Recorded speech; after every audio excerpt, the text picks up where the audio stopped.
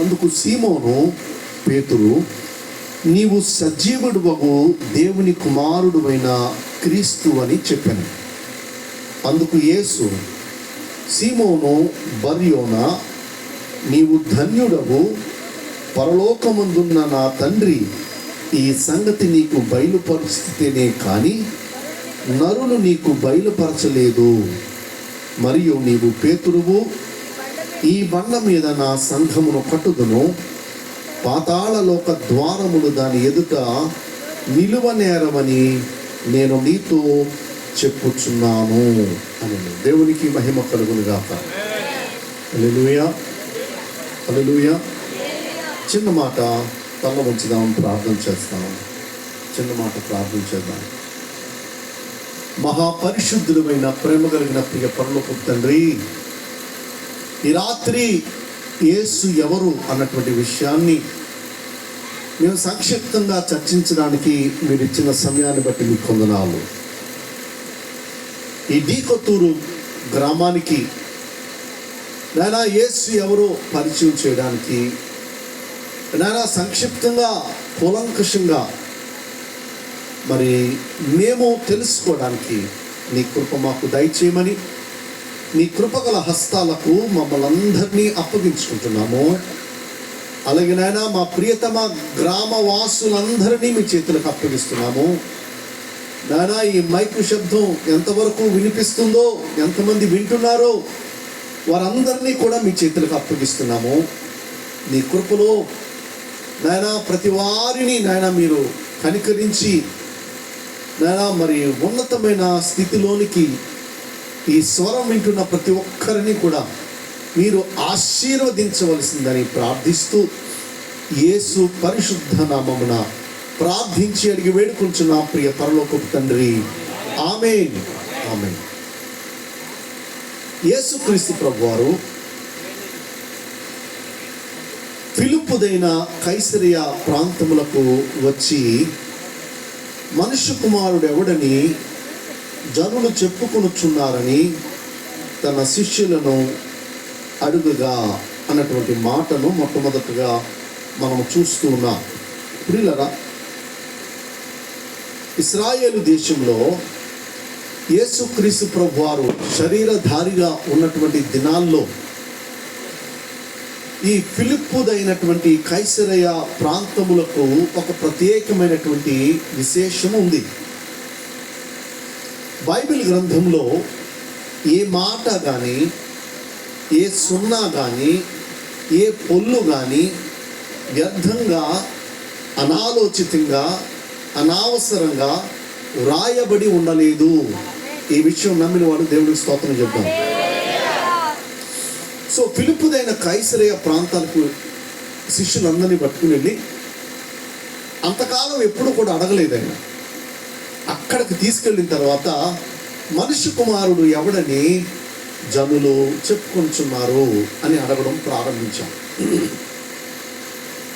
ప్రియులారా, ఈ ఫిలిప్పుదైన ఈ కైసరయ ప్రాంతం ఎలాంటిదనంటే, మరి ఒక విధంగా చెప్పాలనంటే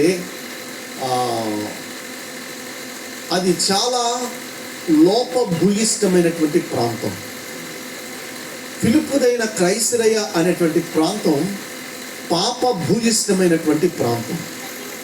ఫిలిప్పుదైన కైసరయ అనేటువంటి ప్రాంతంలో దేవుని యొక్క ఆలోచన లేని ప్రాంతం.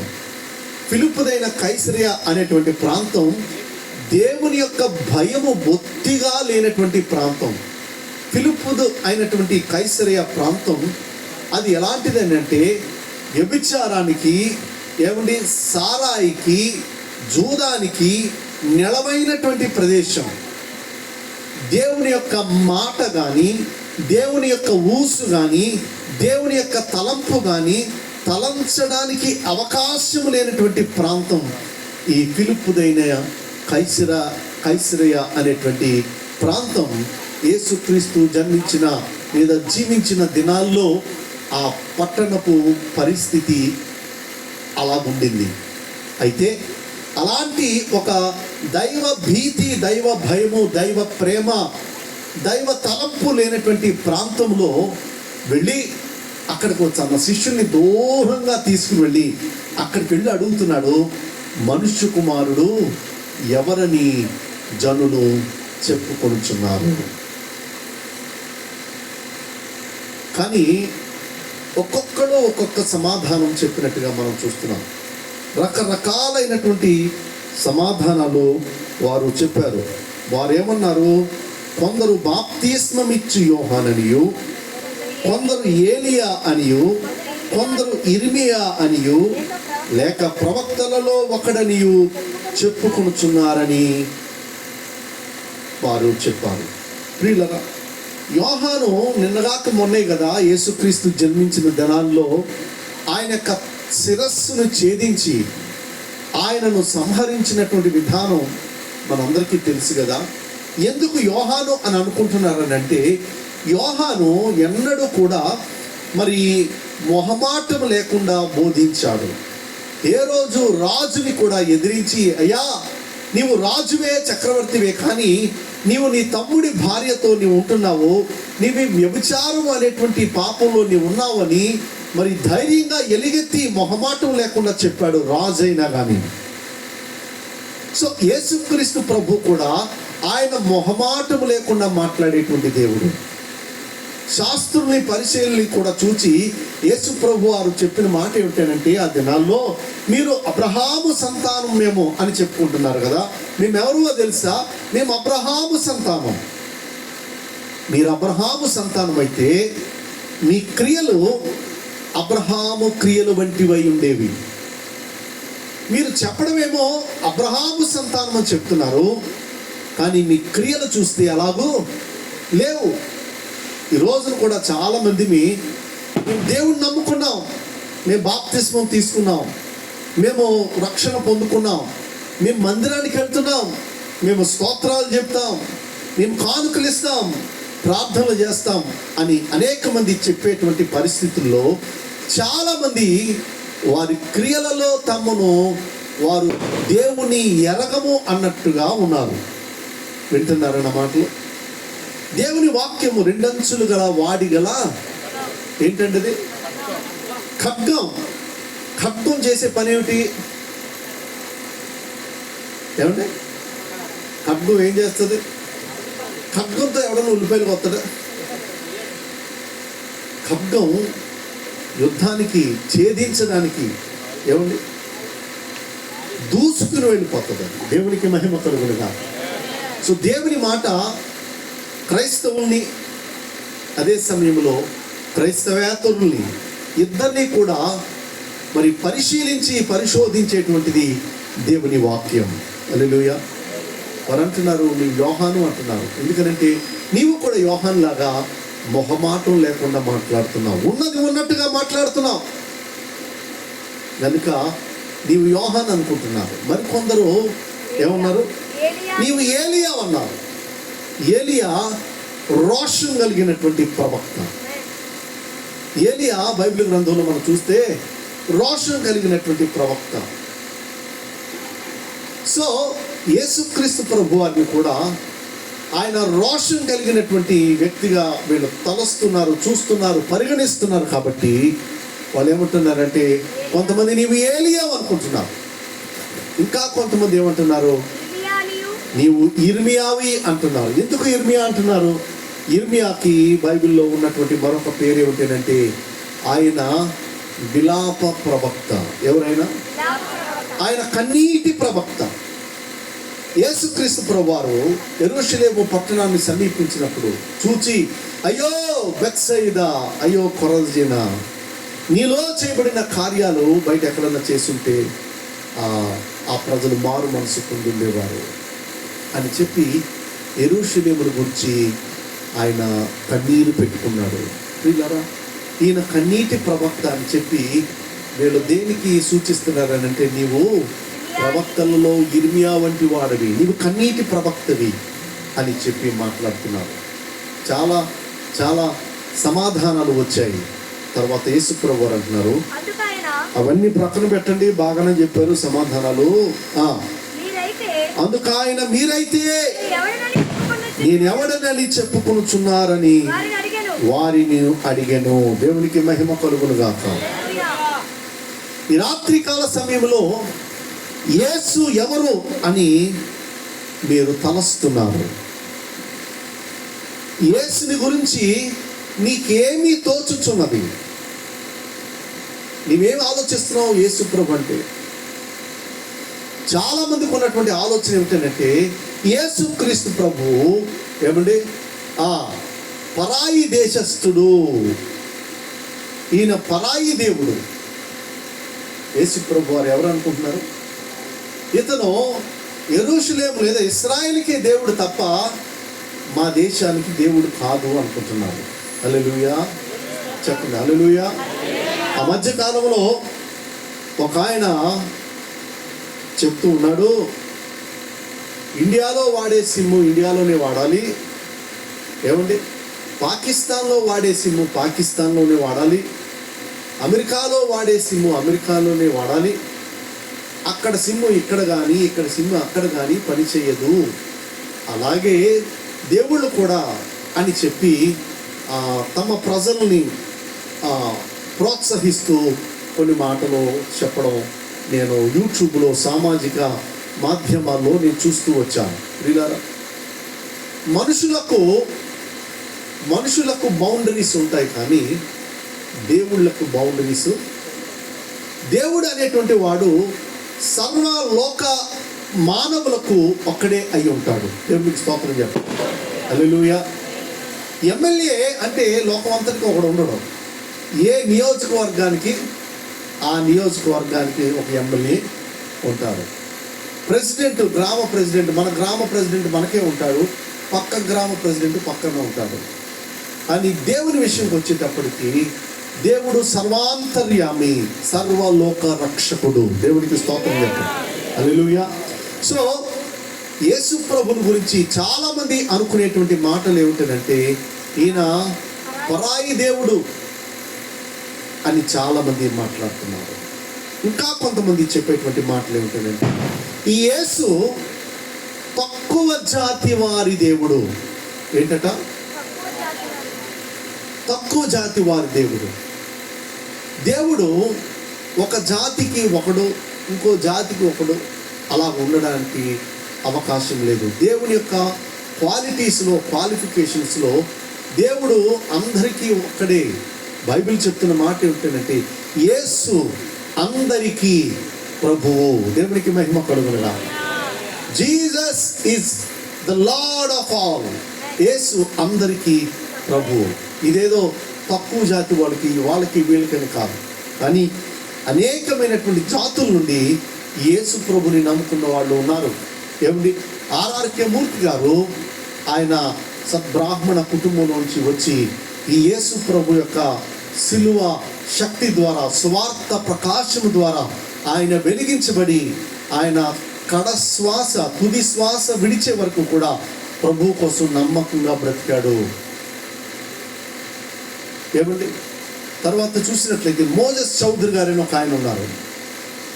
ఆయన చౌదరి కుటుంబం నుంచి వచ్చి ప్రభువుని రక్షకునిగా అంగీకరించి ఇప్పటికీ సజీవంగా ఉండి క్రీస్తు నిమిత్తమే స్వార్థికునిగా మరి ఆయన మిషనరీగా పనిచేస్తూ ఉన్నాడు. ఇంకా మనం చూసినట్లయితే ఇలాగ ప్రతి జాతి నుండి, ప్రతి కులము నుండి యేసు ప్రభుని నమ్ముకున్న వాళ్ళు అనేకులు కోకొల్లులో.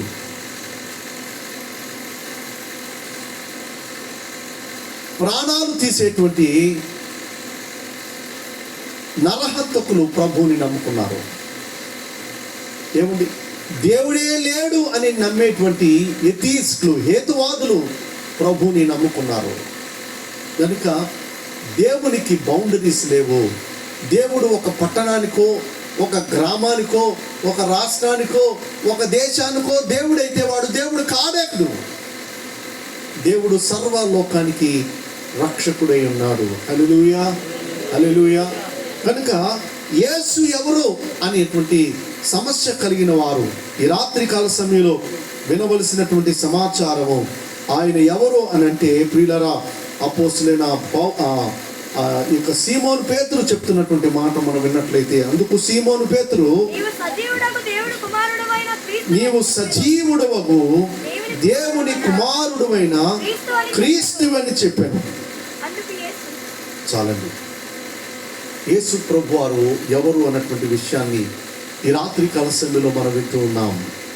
ఆయన ఎవడు అంటే సజీవుడైన దేవుని కుమారుడు అయినటువంటి క్రీస్తువి. నీవు అభిషక్తుడివి, నీవు తండ్రి చేత పంపబడినటువంటి వాడవి. మానవ పాప పరిహారం నిమిత్తం నీవు ఈ లోకానికి వచ్చావు. ప్రియులరా, మతం అనగా, జాగ్రత్తగా వినండి, మతం అనగా మనిషి దేవుణ్ణి వెతుక్కుంటూ వెళ్ళేటువంటి విధానం. మతం అనగా మనిషి దేవుణ్ణి వెతుక్కుంటూ వెళ్ళేటువంటి విధానం. కానీ మార్గం అనగా దేవుడే మనిషిని వెతుక్కుంటూ ఈ లోకానికి వచ్చినటువంటి విధానం. దేవునికి మహిమ కలుగునుగాక. గట్టిగా చెప్పలు కొట్టి ప్రభుత్వం అనుకుంటాం. ఏమిటి మతం? మనిషి దేవుణ్ణి వెతుక్కుంటూ వెళ్తాడు. ఉన్నావా, అసలు ఉన్నావా, ఉంటే కళ్ళు మూసుకున్నావా అని అడిగేటువంటి పరిస్థితి. కానీ ప్రియులరా, బైబిల్ చెప్తుంది, లూకా సువార్త 19వ అధ్యాయం 10వ వచనంలో మనం చూసినట్లయితే, నశించిన దానిని వెదకి రక్షించుటకు మనుష్య కుమారుడు ఈ లోకమునకు వచ్చెను. హల్లెలూయా. దేవుడే మనిషిని వెతుక్కుంటూ రావడం, ఇది మార్గం. దేవునికి స్తోత్రం కలుగును. మతం అంటే దేవుణ్ణి వెతుక్కుంటూ వెళ్ళడం. మన భారతదేశంలో ఉన్నటువంటి శ్రేష్టమైనటువంటి ఋషి పొంగవులు, వారందరూ కూడా అద్భుతమైనటువంటి ప్రార్థనలు చేశారు మన దేశంలో. ప్రపంచ దేశాల్లో భారతదేశం గర్వించదగినటువంటి దేశం. దేవునికి స్తోత్రం చెప్పండి. మన దేశాన్ని బట్టి నేను భారతదేశంలో పుట్టినందుకు నేను ఎంతగానో గర్వపడుతున్నాను. ఎన్నో దేశాలు వెళ్ళొచ్చాను, కానీ నేను భారతదేశంలో పుట్టి నేను భారతీయుడిగా ఉన్నందుకు నేను ప్రభువుని మహింపరుస్తున్నాను, దేవుని ఘనపరుస్తున్నాను. హల్లెలూయా. నా దేశాన్ని బట్టి నేను దేవుణ్ణి ప్రేమిస్తున్నాను, దేవుని ఘనపరుస్తున్నాను. హల్లెలూయా. ఎందుకు ఈ దేశంలో పుట్టడం గర్వకారణం అని అంటే, మన దేశంలో చాలామంది ఎన్నో వేల సంవత్సరాల క్రితమే వారు సత్యం కోసం అన్వేషించారు. హల్లెలూయా. మన దేశంలో ఉన్నటువంటి ఋషులు చేసినటువంటి అమోఘమైన ప్రార్థన ఏమిటంటే, అసతోమా సద్గమయ, తమసోమ జ్యోతిర్గమయ, మృత్యోర్మ అమృతంగమయ అనేటువంటి ఒక అమోఘమైనటువంటి అద్భుతమైనటువంటి ప్రార్థన మన భారతదేశ చరిత్రలో మన ఋషి పొంగవులు చేసినట్లుగా మనము చదువుతూ ఉన్నాం. ఏమిటి దాని అర్థం అని అంటే, అసతోమా సద్గమయ అంటే, అయ్యా మేము అసత్యములో ఉన్నాము, మమ్మల్ని సత్యములోనికి నడిపించండి. తమసోమ జ్యోతిర్గమయ, అయ్యా మేము చీకట్లో ఉన్నాము, మమ్మల్ని వెలుగులోనికి నడిపించండి. మృత్యోర్మ అమృతంగమయ అని ప్రార్థన చేశారు మన భారతదేశ పూర్వీకులు. దాని అర్థం ఏంటంటే, అయ్యా మేము మరణములో ఉన్నాము, మమ్మల్ని జీవములోనికి నడిపించండి అని చెప్పారు. హల్లెలూయా. అసతోమ సద్గమయ, అయ్యా మేము సత్యం కోసం వెతుకులాడుతున్నాం అని అంటే, దానికి సమాధానంగా యేసు ప్రభు వారి లోకానికి వచ్చి చెప్పిన మాటలు ఏంటంటే, నేనే మార్గమును, నేనే సత్యమును. భారతదేశమా, సత్యం కోసం వెతుకుతున్నటువంటి నా ప్రియ సహా భారతదేశ పౌరులారా, సత్యం కోసం వెతికేటువంటి మీకు వచ్చేటువంటి సమాధానం, యేసు ప్రభు చెప్తున్న సమాధానం, నేనే సత్యమును. హల్లెలూయా. రెండవది, అయ్యా మేము చీకట్లో ఉన్నాం, మాకు వెలుగు కావాలి అని అంటే, యేసయ్య చెప్పినటువంటి మాట ఏమిటంటే, నేను వెలుగునై ఉన్నాను. హల్లెలూయా. I am the light of the world. నేను లోకమునకు వెలుగై ఉన్నాను, నేను లోకానికి వెలుగై ఉన్నాను. మూడవది, అయ్యా మేము మరణములో ఉన్నాం, మాకు జీవం కావాలి అని అంటే, యేసు ప్రభువు చెప్పారు, నేనే జీవమునై ఉన్నాను, పునరుద్ధానమును జీవమును నేనే. దేవునికి మహిమ కలుగునుగాక. సో మన భారతదేశపు రుచి పొంగవులు, మన ప్రాచీనులు చేసినటువంటి ప్రార్థనకు సఫలత ఎవరిలో నెరవేర్చబడింది అని అంటే, యేసు క్రీస్తులోనే మన భారతీయుల యొక్క ప్రార్థన నెరవేర్పులోనికి వచ్చింది. దేవునికి మహిమ కలుగునుగాక. హల్లెలూయా. యేసు ఎవరు? ఈ రాత్రి ఉన్నటువంటి సమస్య. ప్రియులారా, చూద్దాం లూకాసు సువార్త 19వ అధ్యాయం మొదటి నుండి కొన్ని వచనాలు మనం చదువుకుందాం. ఎవరైనా మైకులో చదవండి, స్పష్టంగా మైకులో నెమ్మదిగా చదవండి. ఆయన సంచరించుచు ఎరుకో పట్టణంలో ప్రవేశించి దాని గుండా పోవచ్చుండెను. ఇదిగో సుంకపు గుత్తదారుడును ధనవంతుడునైన జక్కయ్య అను పేరు గల ఒకడు యేసు ఎవరో అని చూడగోరని గాని పొట్టివాడైనందున జనులు గుంపు కూడి ఉండటం వలన చూడలేకపోయింది. అప్పుడు యేసు త్రోవన రానై ఉండెను గనుక అతడు ముందుగా పరిగెత్తి ఆయనను చూచుటకు ఒక మేడి చెట్టు ఎక్కెను. యేసు ఆ చోటికి వచ్చినప్పుడు కన్నులెత్తి చూచి, జక్కయ్య, త్వరగా దిగుము, నేడు నేను నీ ఇంటి నుండవలసి ఉన్నదని అతనితో చెప్పగా అతడు త్వరగా దిగి సంతోషముతో ఆయనను చేర్చుకొనెను. అందరూ అది చూచి ఈయన పాపి అయిన మనుష్యుని యొద్ద బస చేయవలెనని చాలా సనుగుకొనిరి. జక్కయ్య నిలువబడి, ఇదిగో ప్రభువా, నా ఆస్తిలో సగభాగం పేదలకు ఇచ్చుచున్నాను.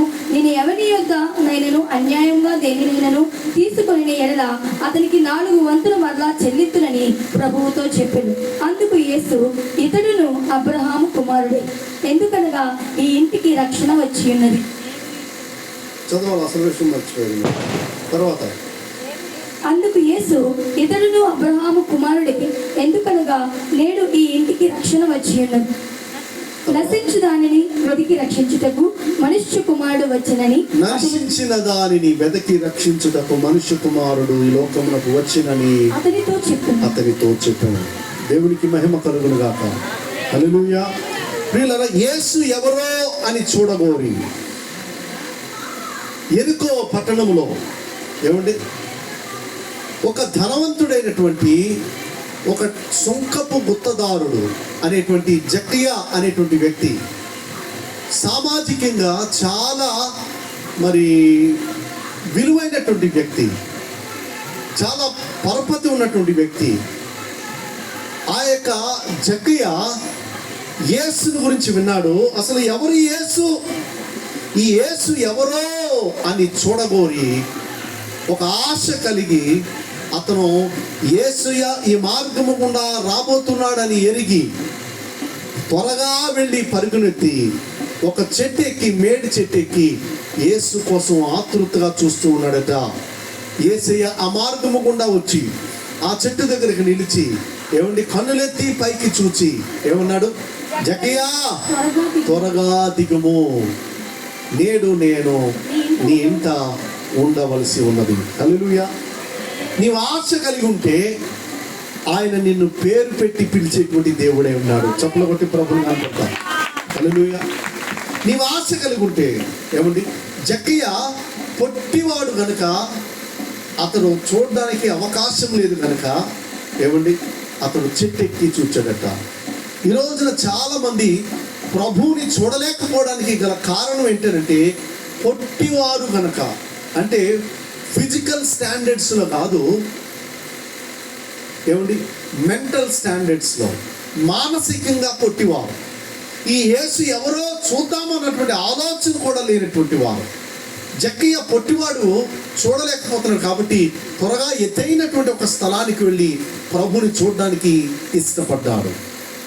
వీళ్ళరా, ఈ రోజున చాలామంది యేసును చూడడానికి ఇష్టపడట్లేదు. కారణం ఏంటంటే వారు పొట్టివారు, ఆధ్యాత్మికంగా పొట్టివారు, మానసికంగా పొట్టివారు. ఏమండి యేసుని చూడలేకుండా కులాన్ని బట్టి పొట్టివారు, వారి యొక్క ఆలోచనలో పొట్టివారు, వారి యొక్క ఆలోచన విధానంలో వారు పొట్టివారు. యేసు ఎవరో తెలియకుండా ఈ రోజున చాలామంది బ్రతుకుతూ ఉన్నారు మన గ్రామంలో కూడా. కానీ అన్యుడైనప్పటికీ ఈ జక్కయ్య చేసిన పని ఏమిటంటే అతను త్వరగా పరిగెత్తి యేసును చూడాలని ఒక చెట్టు ఎక్కాడట.